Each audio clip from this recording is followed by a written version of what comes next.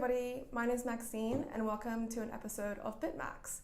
Now, the topic of this episode I want to cover is how do I buy Bitcoin? Because it is the most number one question that I ever get asked since I started a Bitcoin startup in 2014. And this question has only just become more and more frequent. So why not just put it in a video and cover the main aspects of it?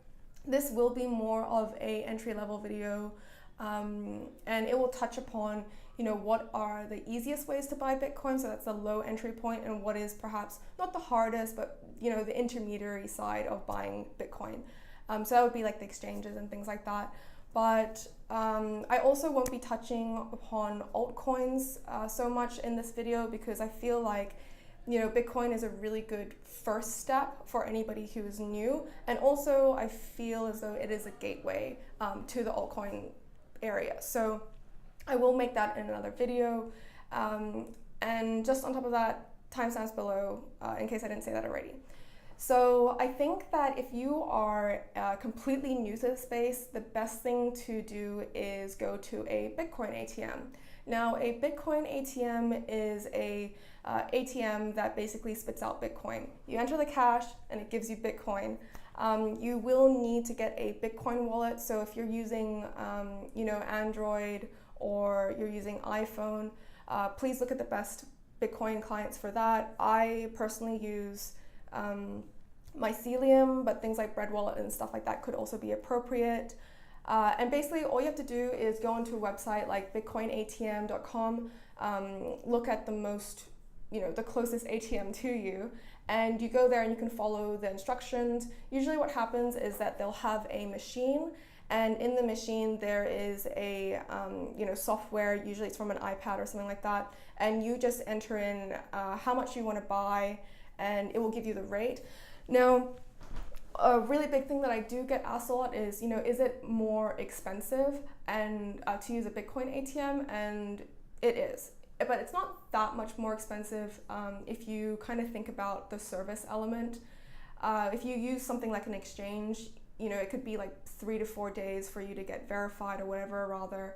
And if you just want it right then and there and you want the experience, I don't think that paying 2 to 3% is that much, but of course that's price dependent, totally up to you.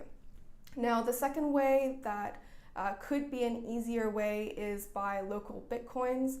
Now I have used local Bitcoins myself and I do enjoy the service. I like that it is more competitive in terms of the pricing aspect compared to going to a Bitcoin ATM. Maybe some people aren't as comfortable as, creating like a deal, a Bitcoin deal or something like that, and then meeting somebody, from online and then offline. But, people there who are sellers or buyers do have a reputation there, so just be careful to pick somebody who has a good reputation as opposed to a bad reputation. The transaction is extremely quick. You just give over the cash and they will then give you Bitcoin to your Bitcoin wallet. Now, that I would say is like the easiest ways. Like if people are like really hyped up about buying Bitcoin and they want to, experience it right then and there, they don't want to go through the hassle, I usually direct them that way. So just to clarify, that is the Bitcoin ATM and also local Bitcoins. Now, I have some, friends who are like really interested in it. They're like, oh no, I don't want to just buy a Bitcoin and keep it in my wallet. I want to go full crypto. Now that's like awesome, good for me to hear.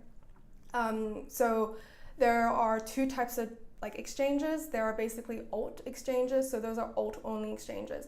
They do not accept fiat currency. Now fiat currency is anything like USD, HKD, anything that's government published.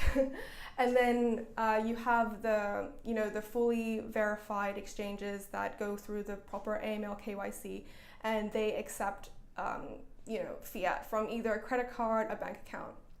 Now, the beauty about crypto-only exchanges is that you don't have to wait for your documentation to get verified.